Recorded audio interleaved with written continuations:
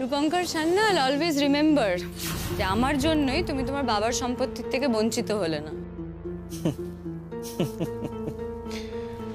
আর আমার জন্য তুমি আবার নতুন করে নীলের লাইফে এন্ট্রি পেলে। শোনো, আমরা দুজনেই দুজনের হেল্প করেছি। আমি তোমাকে মেঘের ওপর প্রতিশোধ নেবার সুযোগ করে দিয়েছি, তোমাকে ওর সঙ্গে ঘরে একা হওয়ার সুযোগ করে দিয়েছি, তাই তুমি ওর ওপরে রিভেঞ্জটা নিতে পেরেছো। আর আমি নীলের লাইফ থেকে মেঘকে বাদ দিতে পেরেছি। উফ, এক ঢিলে দুই পাখি। কিন্তু বিশ্বাস করো, সেই দিন নীলের ঘরে আসাটা কিন্তু আমার প্ল্যানের মধ্যে ছিল না, কিন্তু ও আসাতে ব্যাপারটা কি জমে গেল।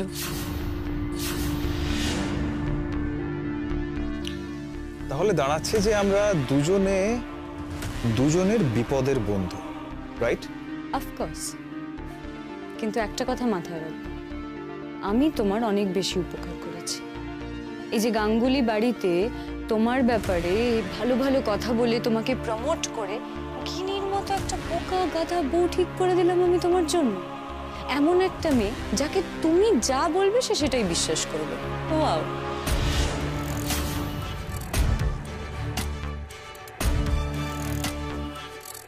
ওকে, tata.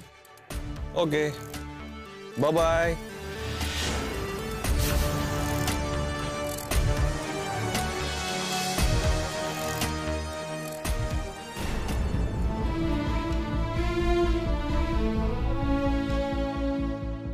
Rupankar Sanyal, always remember আমি তোমাকে মেঘের ওপর প্রতিশোধ নেবার সুযোগ করে দিয়েছি।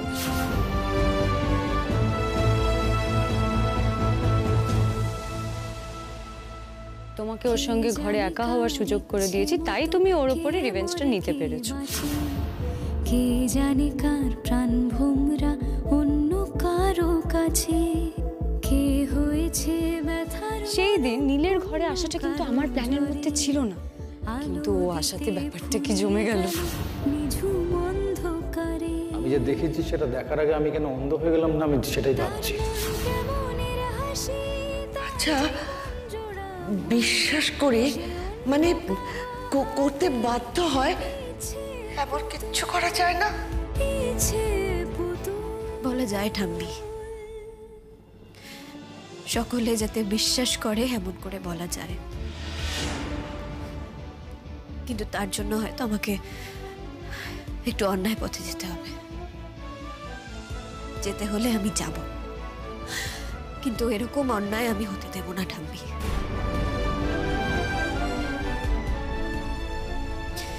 তো বড় সর্বনাশ আমি হতে দেব না।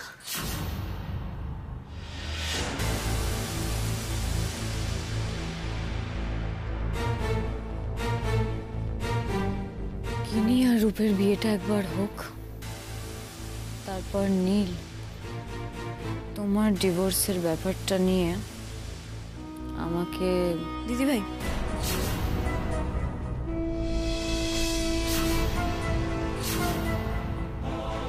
তুই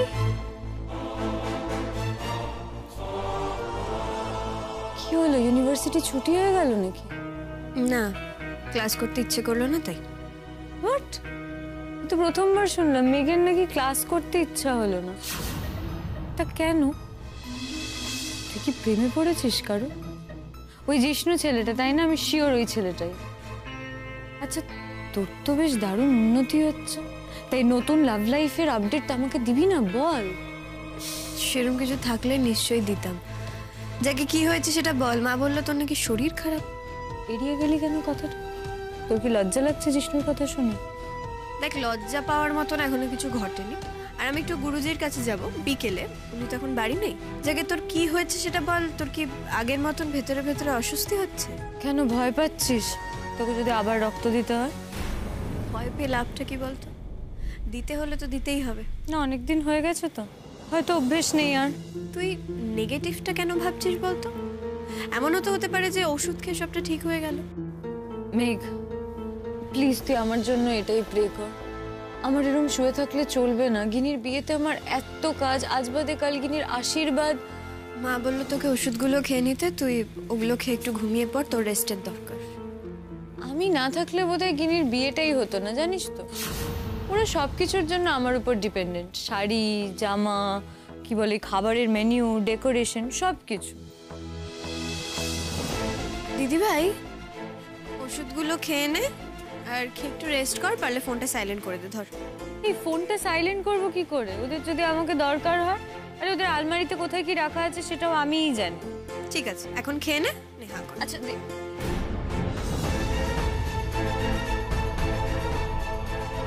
এনে আরেকটা আছে, আস্তে।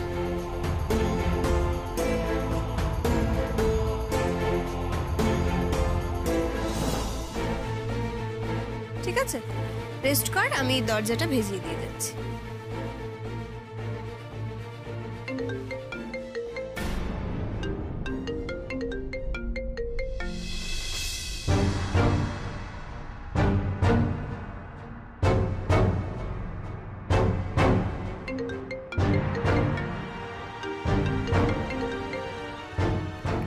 হ্যালো। তুমি নাকি বলেছিলে যে তুমি আমার পাঠানো ডিভোর্স পেপারের অপেক্ষা করছো, কারণ তুমি পাঠালে আমি সেটা সই নাও করতে পারি। শুনেছিলে? বাহ, অনেক কথাই তো শুনেছো দেখছি। বাঁকা কথা না বলে সোজা কথা বলো। তুমি এটা বলেছিলে তো? দেখো, শুনেছো যখন বলেইছি নিশ্চয়ই। তাহলে এখন কেন পাঠালে ডিভোর্সের কাগজ? আমি তো এখন সইটা নাও করতে পারি। নীল, তোমাকে আমি সামনাসামনি রিকোয়েস্ট করেছি, আবার রিকোয়েস্ট করছি, এটা নিয়ে কোনো ইগো ইস্যু ক্রিয়েট করো না। আর তুমি যে ডিভোর্স চাও সেটা তো তুমি একবারে বলে দিয়েছিলে। এই কমাসে শিওরলি তোমার অন্য কথা কিছু মনে হচ্ছে না? আর তুমি নিশ্চয়ই নিজের ডিসিশন থেকে পিছিয়ে যাচ্ছ না? আর যদি যাই? তার তো কোনো কারণ নেই।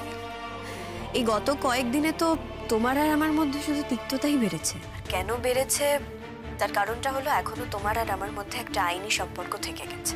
আর সেটা না থাকলে তুমি তোমার জীবনে মুভ অন করতে পারবে আর আমি আমার জীবন নিয়ে এগিয়ে যেতে পারবো। তোমার মুভ অন করার এত তাড়া যে আমার পাঠানো কাগজটার জন্য অপেক্ষা করা যায়নি, তাই তো?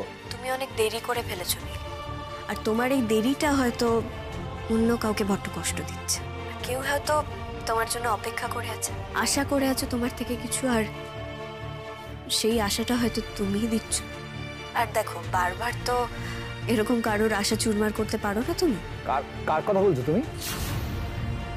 আসলে তুমি কারোর জন্য অপেক্ষা করে বসে আছো, কেউ তোমার আশায় বসে আছে। নিজের নোংরামোগুলো আমার ঘাড়ে চাপাতে চাইছো, তাই তো?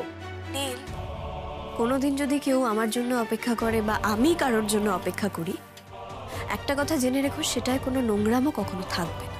তোমার খুব তাড়া না? আবার বিয়ে করার জন্য তোমার খুব তাড়া, আর একজন অন্য পুরুষের সঙ্গে। নীল প্লিজ, দয়া করে আর নিচে নেমো না। যে আমি নেমেছি? নিজের দিকে তাকাও মেঘ। হ্যাঁ, সামান্য অপেক্ষা করার ধৈর্যটুকু নেই তোমার? বেশ, ধরে নাও নেই।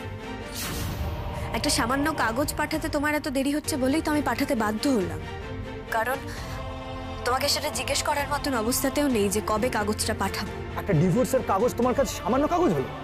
ওয়ান্ডারফুল মেঘ, ওয়ান্ডারফুল। তোমার মেন্টালিটি না আমাকে অবাক করছে। নীল, আমি তো শুধু কাগজটাকে সামান্য বললাম, আর তুমি তো পুরো সম্পর্কটাকে সামান্য করে দিয়েছিলে, অর্থহীন করে দিয়েছিলে, অসম্মানের করে দিয়েছিলে। যা হয়েছিল তাহলে সব আমার জন্য হয়েছিল? আমারই বাড়ির মধ্যে তুমি তোমার পুরনো আশিককে জাপটে ধরে জোর করছিলে। এনাফ নীল, এনাফ। বারবার একটা মিথ্যে বললে সেটা সত্যি হয়ে যায় না নীল। আমার চোখে দেখাটা তুমি মিথ্যে বলতে চাও? আমি শুধু বলতে চাইছি, চোখের দেখাটা যদি মনের ওই নোংরা সন্দেহের চশমা দিয়ে দেখা হয় না, তাহলে বিকৃত জিনিসগুলোই আগে চোখে পড়ে। তার মানে তুমি ধোয়া তুলসী পাতা, তাই তো? না, নই। আমি শুধু তোমাকে ডিভোর্স দিতে চাই, কারণ তোমার এই স্টেপটার দিকে অনেকে তাকিয়ে আছে। তোমার আত্মীয়, বন্ধু, তোমার কাছের মানুষ, আরো অনেকে। এই কাছের মানুষ মানে কি? মানেটা তুমি নিজে বুঝে নাও। তোমাকে সবকিছুর মানে যে অন্য কেউ এসে বুঝিয়ে দেবে তারপরে তুমি বুঝবে, এমনটা তো হলে চলে না। আর সব থেকে বড় কথা কি বলো তো, আমার তোমার থেকে মুক্তি চাই। তোমার এই সন্দেহ থেকে আমার মুক্তি চাই, তোমার দেওয়া ওই মানসিক যন্ত্রণা থেকে মুক্তি, তোমার বলা অসহ্য নোংরা কথা থেকে মুক্তি চাই। আমার নিজেও মুক্তি পাও, আমার মতন নোংরা মেয়ের কাছ থেকে নতুন জীবন শুরু করো, আর আমাকে মুক্তি দাও। বাই।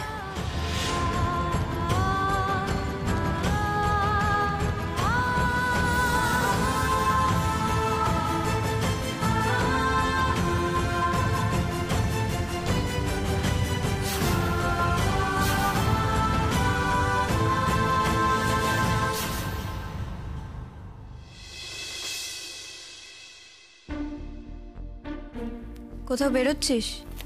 মেঘ প্লিজ, তুই এখন শুরু করিস না এসব। এতক্ষণ আমি মায়ের কাছে জ্ঞান শুনলাম যে ময়ূরী তোমার শরীর খারাপ, তুমি কোথাও বেরোবে না। ময়ূরী তুমি এই ওষুধ খেয়েছো, তোমার রেস্ট নেওয়া উচিত। আরে আমার রেস্ট নিলে হবে নাকি? যাচ্ছিসটা কোথায়? নীলের বাড়ি, অবভিয়াসলি। তোর সঙ্গে আমার কিছু কথা আছে, দরকারি। হোয়াট? এবার তোর কথা শোন। এত কথা শোনার মতো আমার কাছে সময় নেই, বুঝেছিস? কথাটা তোকে শুনতে হবে কারণ ওটা ইম্পর্টেন্ট। মেঘ, এখন সব থেকে ইম্পর্টেন্ট ব্যাপার হচ্ছে রূপের আশীর্বাদের জামা ছোট হয়েছে, সেটা আজই চেঞ্জ করাতে হবে। কারণ কাল রাতে ওদের আশীর্বাদ, আর ওরা তো আমাকে দুপুর থেকে ফ্র্যান্টিক্যালি কল করে যাচ্ছে। আমি এমন ঘুমালাম, আমি ওদের ফোনের আওয়াজও শুনতে পাইনি। এই মেঘ, তুই আমাকে ঘুমের ওষুধ টষুধ খাওয়ালি নাকি? না তো। কেন, ফাইলে ওষুধ কম আছে? আমি কি আর ওষুধ গুনে রাখি নাকি? আচ্ছা ওসব কথা ছাড়, বল আমাকে কেমন লাগছে। তুই রূপ আর গিনির বিয়েটা কেন হতে দিচ্ছিস? মানে মানে মানেটা তো সহজ, তুই তো খুব ভালো করে জানিস রূপ কিরকম লম্পট, কিরকম বাজে ছেলে। আর এটাও জানিস যে ও মেয়েদের সঙ্গে কি করে। তারপরে তুই এটা হতে দিচ্ছিস? আরে তুই কি বলছিস এগুলো? হ্যাঁ, অদ্ভুত কথা। ওদের দুই ফ্যামিলি কথা বলে বিয়ে ঠিক করেছে, আমি সেখানে কি? তুই না কথা বাড়ালে তো গিনিদের ফ্যামিলি এগোতো না। দেখ মেঘ, আমি নিমিত্ত মাত্র। তুই মোটেই নিমিত্ত নোস, তুই ক্যাটালিস্ট। যা ইচ্ছে তুই বলতে পারিস। দিদি ভাই, কি? আমি যদি বলি সেদিন ওদের বাড়িতে রূপ যে আমার গায়ে হাত দিয়েছিল সেটা তোর আর রূপের প্ল্যানিং?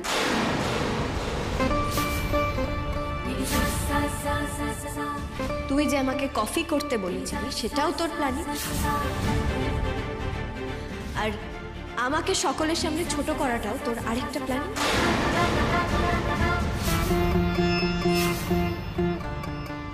তাহলে তুই যদি সেটা বলিস তাহলে আমি বলবো মেবি ইউ আর রাইট, কিন্তু আমি সেটা বলছি না, কারণ এসব কথা বলার মতো সময় আমার কাছে নেই। মেঘ, কথা তো তোকে বলতেই হবে দিদি ভাই।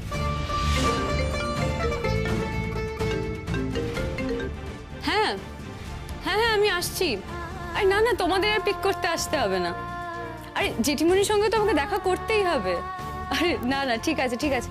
হ্যাঁ হ্যাঁ, এই তো বেরোচ্ছি, রাখলাম কেমন? হ্যাঁ, বাই বাই বাই। দেখেছিস, ফালতু কথার সময় আমার নেই। টাটা।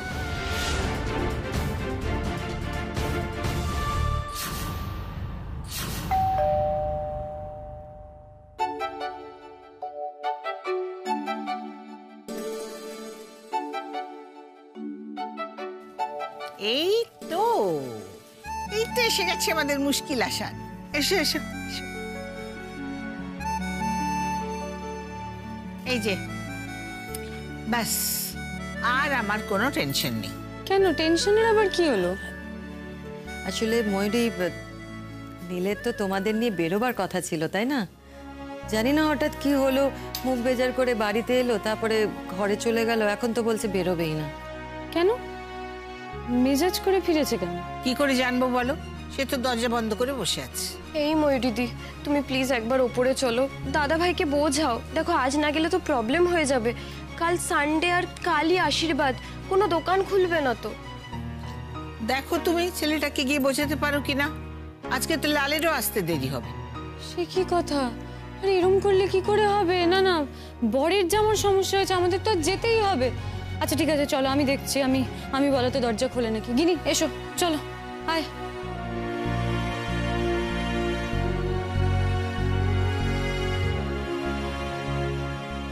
দেখিস ছেলেটা এবার ঠিক দরজা খুলবে।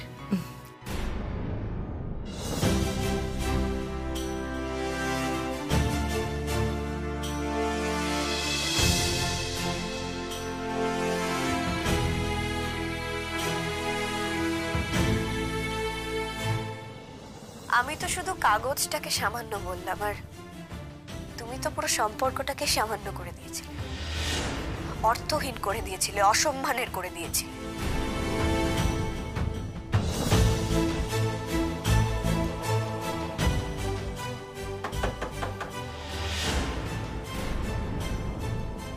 আমি তো বলেছি আমি কোথাও যেতে পারবো না। নীল, আমি প্লিজ একবার দরজা খোলো। গেট লস্ট ময়ূরী।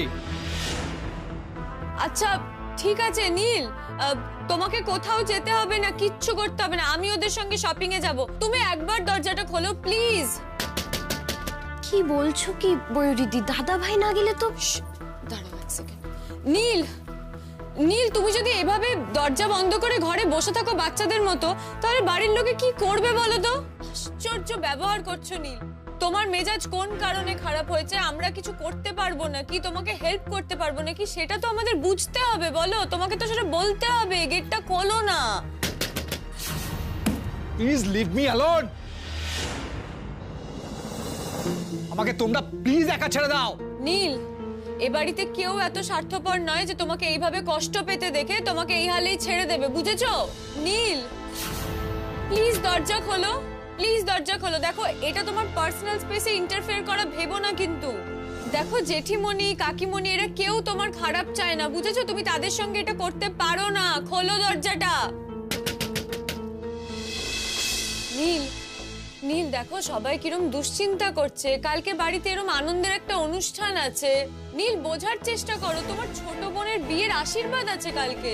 তুমি যদি তার আগের রাতে এরম ব্যবহার করো, এসব করো, তাহলে বেচারির কিরম ফিল হচ্ছে বলো তো? দরজাটা খোলো না। আচ্ছা নীল, ওর কি এটা এখন মনে হচ্ছে না যে ওর দাদা ভাইয়ের কাছে ওর কোনো ইম্পর্টেন্সই নেই? ওর কি এটা খারাপ লাগছে না বলো, যে দাদা ভাই সারাক্ষণ নিজের প্রবলেমস নিয়েই ব্যস্ত থাকে, ওর জন্য সময়ই নেই? এবার দেখ, নীল ঠিক দরজা খুলবে। ময়ূরী ঠিক জানে ওর ওষুধটা। নীল প্লিজ দরজা খোলো। দেখো এসব কথা ওরা ভাববে না, কেন বলো তো? কারণ ওরা তোমাকে খুব ভালোবাসে, আর সেই ভালোবাসাটা তুমি এভাবে ইগনোর করবে? নীল দরজাটা খোলো।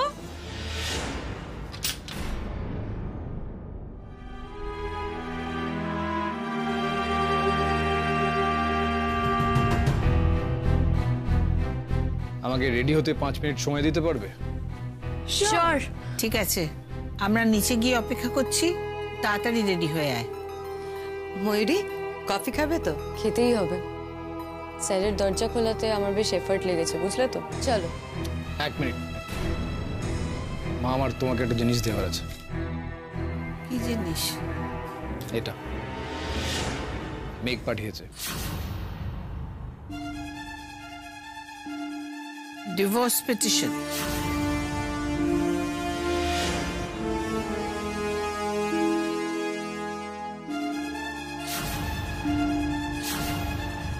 মেঘ পাঠিয়েছে। আর তোমাকে যে ড্রাফটটা ওরা পাঠিয়েছিল সেটার কি হলো? সেটা আমার দেখা হয়ে গেছে, আমি আজকেই পাঠিয়ে দিতাম। ঠিক হয়েছে নীল, একেবারে ঠিক হয়েছে। যতটা টাইম তুমি ওয়েস্ট করেছো তাতে এই অপমানটা তোমার পাওয়ারই ছিল। এত তাড়া যে। তাড়াটা আমারও। কেলেঙ্কারি, এই জন্য মেঘেরও মেজাজ খারাপ। নীল যদি ক্ষেপে সাইন না করে? আমি বলি কি, এসব আনন্দ অনুষ্ঠানের আলোচনার মধ্যে এসব কথা থাক না এখন। আর নীল, তোমার যদি মেঘকে ডিভোর্স দেওয়ার থাকে তাহলে কাগজটা ও পাঠাক বা তুমি পাঠাও, সেই একই তো ব্যাপার। সই করার সই করে দিও ফিরে এসে। ঠিক বলেছি ময়ূর, কাজটা হওয়া নিয়ে কথা, কে করেছে না করেছে সেটা রেলেভেন্ট নয়। কাগজটা রাখো, এই যে লয়ারকে দিয়ে দেখিয়ে সই করে এটা পাঠিয়ে দিও। এটা আর ফেলে রেখো না। যাও তৈরি হয়ে নাও। ময়ূরী তুমি একটু দাঁড়াও, তোমার সঙ্গে আমার একটু কথা আছে।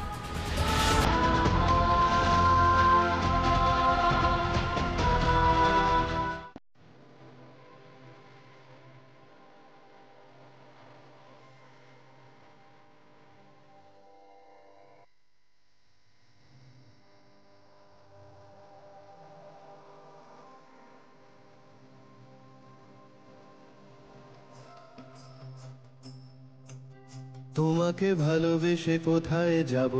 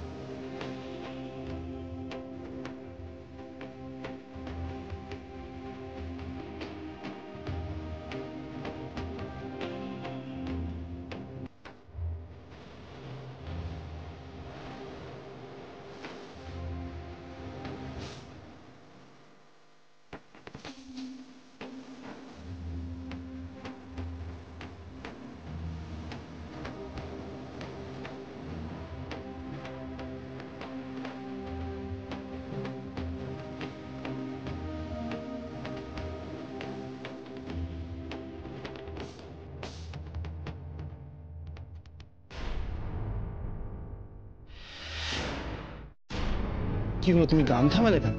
বলছি আমি আজ বেরোই। হ্যাঁ, গুরুজি হয়তো কোথাও আটকে গেছেন। হ্যাঁ, অনেক দেরি তো হয়ে গেছে। গুরুজির কাছে ফোনও রাখে না যে ওনাকে কন্ট্যাক্ট করব। আমি কাল বিকেলে চলে আসবো।